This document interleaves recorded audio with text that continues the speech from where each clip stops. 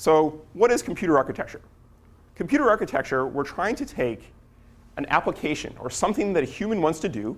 So for instance, calculate a spreadsheet, play a video game, play some sort of music. And we want to figure out how to map it down to physics. So what do I mean by physics here? Well, physics is we have in the world, we have particles, and they bounce around, they interact. We have photons bouncing around in the world. And we need to somehow translate what humans want to do into what the physics can do. And one of the problems with this is a really big gap. So how do you go from an application directly to physics? You have physics bouncing around the world, you have mechanical systems, and without some level of abstraction, it's very hard to go from the application directly to the physics. Now, in the broadest sense, what computer architecture is trying to do is it's trying to come up with the abstraction and the implementation layers that are needed to be able to bridge this gap. So we're going to put a bunch of different layers in here. And by making smaller abstraction layers and smaller layers, we're going to be able to solve subsets of these problems and not have to change everything here in the middle. Just one, let's say the physics changes or the application changes a little bit, we'll be able to reuse a lot of the work that we've done along the way. And computer architecture is the study of these layers and figuring out how to take the physics and turn it into applications that humans want. Now, I wanted to point out that in the natural world, it's pretty challenging to directly jump from application to physics. But there's a few examples. So one example I wanted to bring up, actually, is the compass. The compass is a nifty little device that directly takes physics and gets pushed up into an application. But there's very few other examples. I think a book is an OK example of this. But otherwise, people build lots of abstraction layers in between here. And one other thing I wanted to point out here is that we're trying to efficiently use manufacturing technologies. So what I mean by that is when physics changes or we move to smaller transistors or we move from, let's say, silicon to gallium arsenide or some other implementation technology, that changes the bottom layer here. But we want to still be able to reuse a lot of the other work that we've done over the years. So let's take a look at the abstractions in modern day computing systems.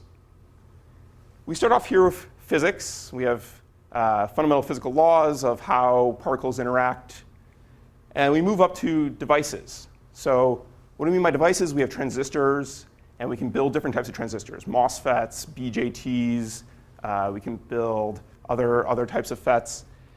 And we start to build circuits, bigger circuits out of this. And out of those, we go and build gates.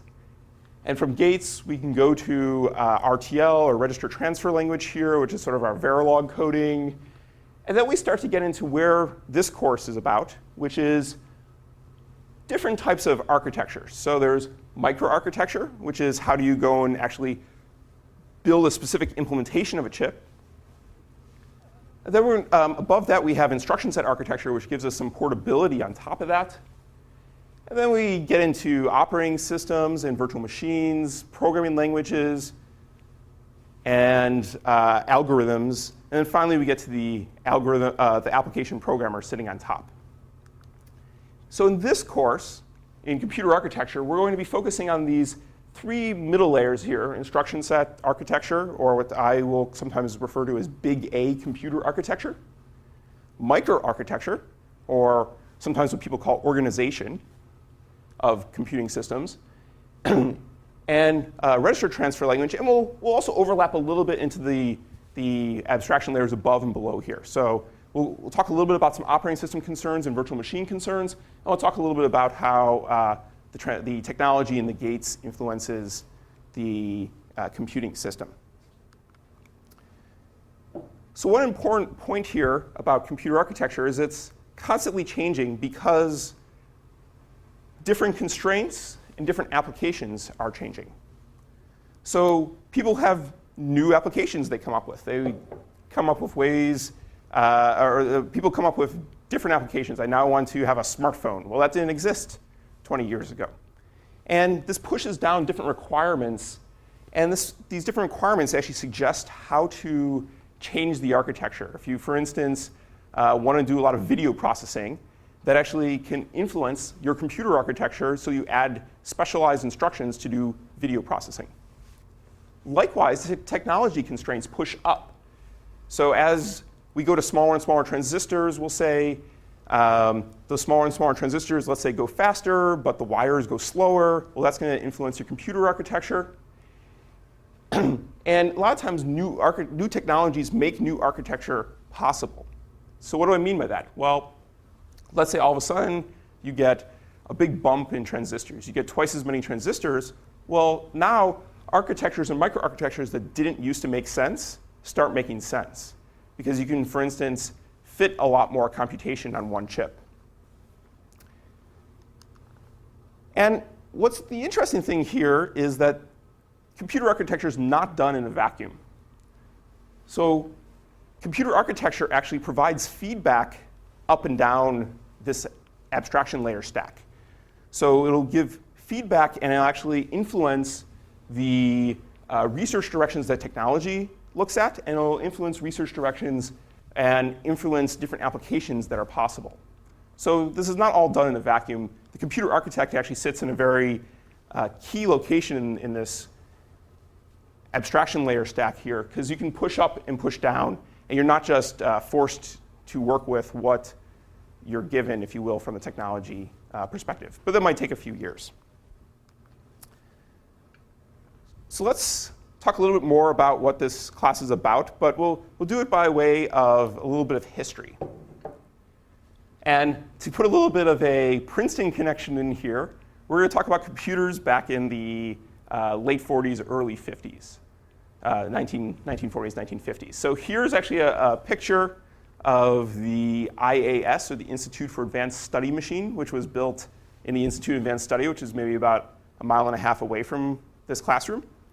And it was designed by John von Neumann. And to give a little bit of insight here, it was first booted in Princeton in 1952. It was actually started in the late 40s and took them a couple years to get working.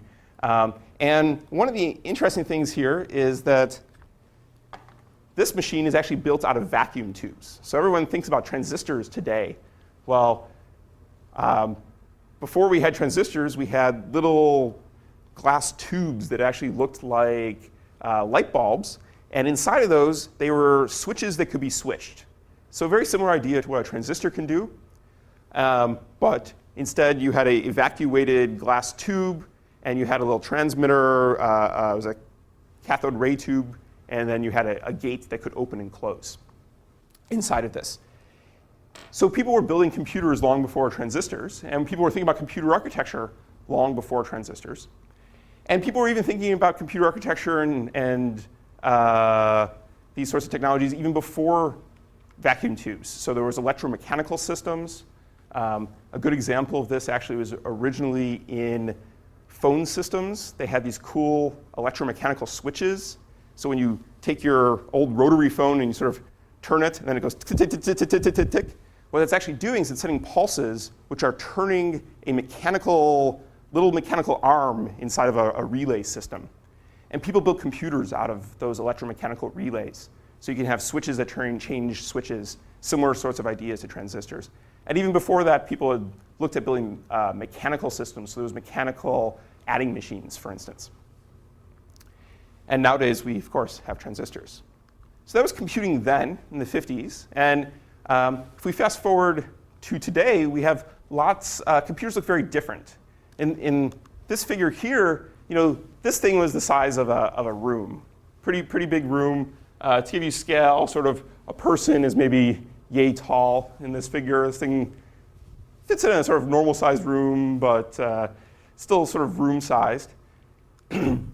But today, we have lots of different applications, and computing looks very different. So we have computing, let's say, in small systems. We have little sensor networks and little sensor nodes distributed. We have fancy cameras. We have smartphones. We have mobile audio players and iPods. We have laptops, like my laptop here. We have self-driving cars. We have big servers. We have Xboxes, and there's a lot of variety now in what computing systems look like. So the influence of this technology, computer architecture, has been very, very broad. And we even go on to seeing things like routers, flying unmanned autonomous vehicles. We have GPSs, which are little computers that can basically fit on your wrist these days and tell you exactly where you are. E-books, tablets, set-top boxes, and the list goes on and on and on. And what I wanted to get across here is that computer architecture has a very rich history, and this history is continuing and it's very relevant today. So we're not studying something which no one cares about anymore. People are sitting there sort of ready to get the next generation computer architecture. People, and it used to be, you want your faster desktop computer, and that may not be as important today, but what is important is people want their faster smartphone, they want to enable voice recognition on the go, they want to be able to, in scientific applications, they want to be able to model some health system that's really complex that you weren't able to do before. So it continues on and on, and it is very relevant today, and it has a very rich history. In this course, we're going to talk a little bit about the history, but mostly focus on the technology. Sometimes when people teach computer architecture classes, they have much more emphasis on the history. This class, we're going to touch on history a little bit, but more focus on the technology considerations.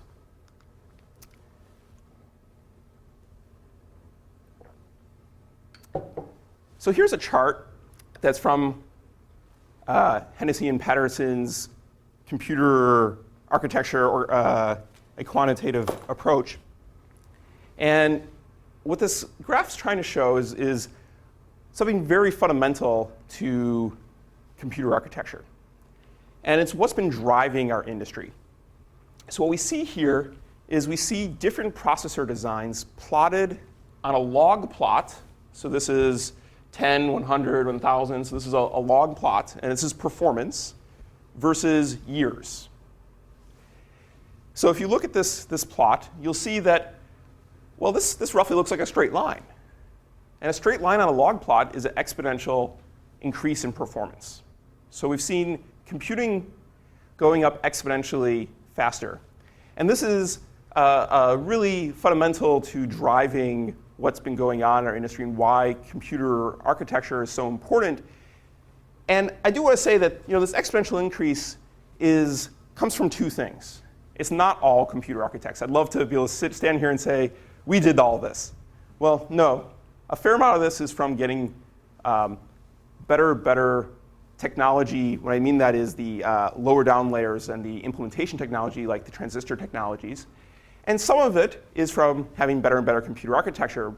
And what is really important here to note is even if you have better and better transistors, a lot of times what happens if you look at this graph is what's happening is you're getting more transistors, but those transistors are not necessarily exponentially faster. So what computer architects have to do is we need to figure out how to take buckets and buckets of more transistors and turn them into more performance. And that's what this is many times called Moore's Law. If you've heard that term before, what it is we're trying, Gordon Moore said that every 18 months to 2 years, you're going to get twice as many transistors, which you can have for the same amount of dollars. That was what was originally said. People have sort of transformed that now into meaning your computers can get twice as fast every year. That's not what Gordon Moore originally actually said. He said you can get twice as many transistors for a certain amount of dollars. And people have also sometimes taken this to mean that you get twice as many transistors on a chip every year. Not quite what he said, but close enough approximation. And I don't quite have the graph here, but if you look at computing in general across, this is all across transistor-based technologies. But if you go farther back into the past, you can actually plot other technologies like vacuum tube technologies and relay-based technologies, and it also fits on this graph relatively well. So sort of if you continue down here, you're going to see vacuum tubes show up, and it's sort of still on this exponentially increasing curve. OK, so let's look at, there's two inflection points in this graph that we want to look at. First one's right here. You can see the slope changes a little bit. Well, what happened here? This was the introduction of reduced instruction set computers, or RISC computers. So we got a little bit of a crink up there when people came out with the first RISC. And another thing you notice is this graph keels over a little bit here. And we're going to be talking a lot about this in this course, is what happens, or why did this happen? So what happened here? Well, sequential performance, so this is the performance of a single program, was getting faster exponentially. But then, I don't know, depending on who you ask, I like to use 2005 as the number, but somewhere between 2003 and 2007, sequential processor performance started to really have a problem. But overall performance of your processor still continues to go up today. And what happened is we had a move to multi-core processors, or multiple cores on a single chip. And hopefully, the hope is that this graph will continue on here with multiple cores if we can figure out how to effectively parallelize our programs versus our sequential performance tapering off. Because it'd be very harmful to computer architecture and the computing industry if all of a sudden our computers stopped getting faster. No one would be buying new computer chips.